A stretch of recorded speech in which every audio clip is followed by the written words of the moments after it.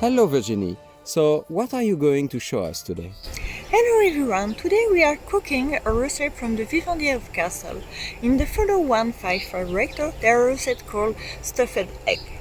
The Vivendier is actually a part of a bigger codex. I'm really happy to present you in more detail in the end of the video.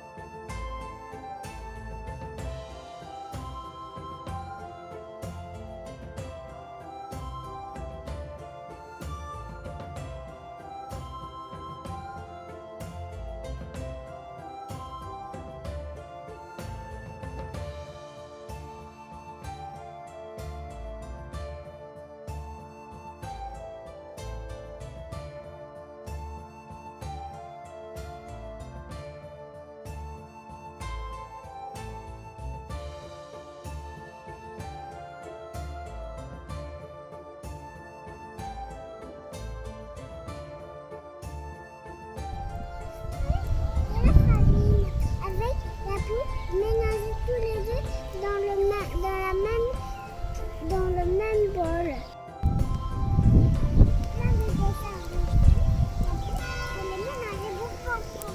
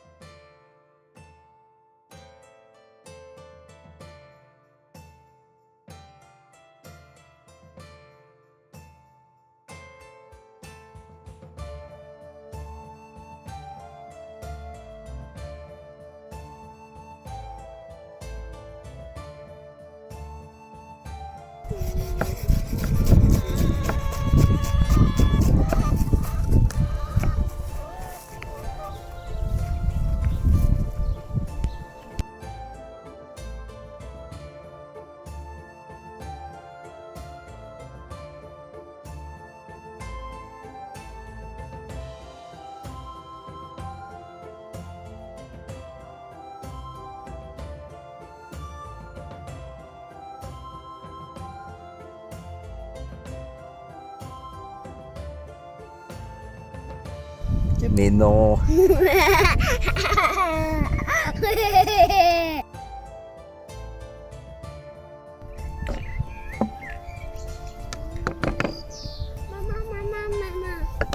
je suis là.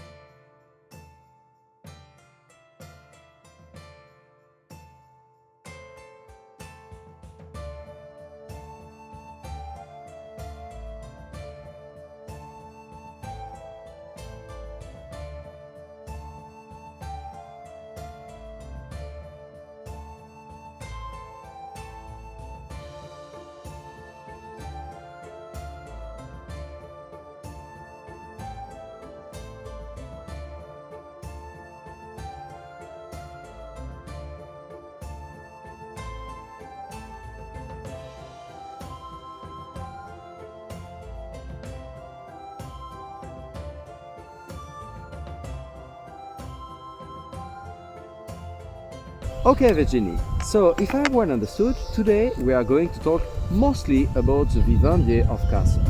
So, could you please tell us a little bit more about that manuscript? Yes, of course. This recipe book is part of a bigger concept. With 10 folio, there are 73 recipes. Mm-hmm. 73 in only 10 folio. That's yes. impressive. Yes, of course.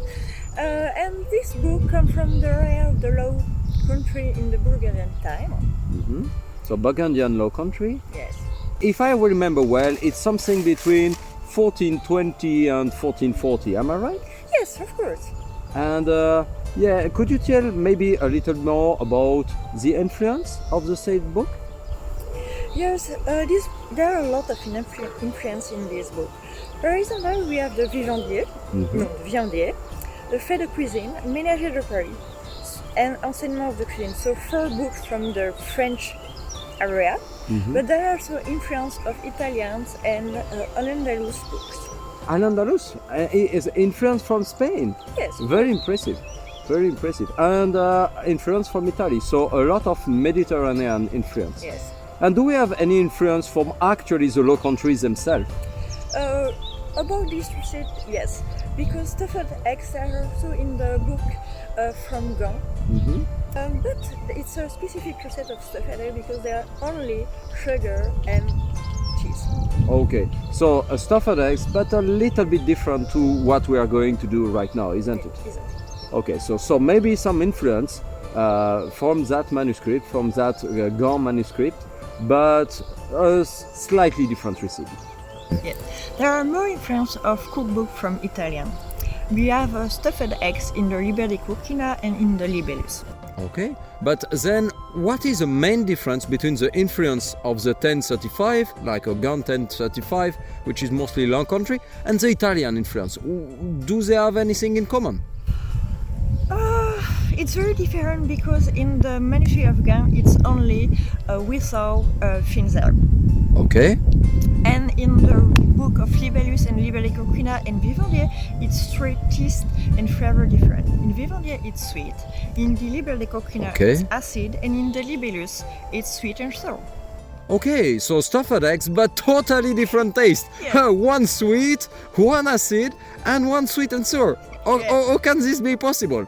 I mean, like, this is stuffed eggs, but totally different one. Yes, I love stuffed eggs because there are 3 flavors with 3 recipes of the same ingredient. Okay, and how do you manage to have one which is sweet, one which is like acid, and one sweet and sour? What are the difference? For the sweet version of stuffed eggs, the Vivendier speak about sugar and butter. Butter. So very. This is very Flanders, like very like Low Country to have butter. Yes, of course. But we have also some fine herb. Okay. They speak about taking the hard yolk with persil, cream, and cheese. Okay, so we have indeed persil here. Is there other fines herbs? No, not in the Vivendier. Okay. But in the Liber de Coquina there are marjoram, saffron, clove, parmesan. Okay. And after it's drinking, it's in verjuice. In verjuice. Okay, so this is giving the acidity. Yes. So it's not at all the kind of sweet like our manuscript. It's much more acid. So I get it. And for the Libellus, is sweet and sour. We have the hard yolk. Hard yolk, yes. Yolk. Well, the hard yolk is with sauce, mint, pepper, saffron, and after it's fried in butter. Okay. So we have also the butter. Oh, that's surprising. It's dressing in honey and vinegar. Okay, honey and vinegar. So we have 3 totally different recipes with very different taste on the same topic. Yes. That's really fun. Could you tell me a little more about our own recipe of today? No, I think it's more time to try it. Okay. And after you can speak a little bit about what you think about it. Okay, so Here you are. I will try. Is it sweet?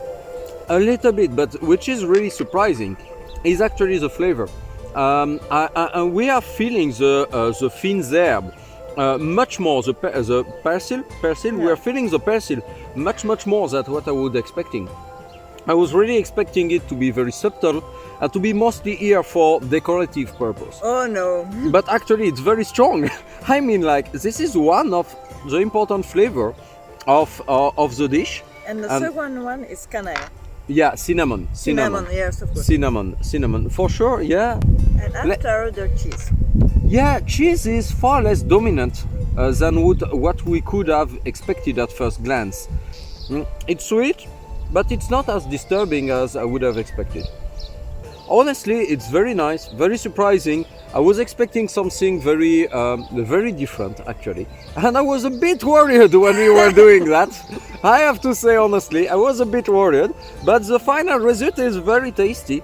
And I think this is definitively a dish that I can enjoy even on a normal day, not necessarily on event or on camp, but just on a normal day, I can totally enjoy that. Yes, it's perfect for picnic time, for example, because how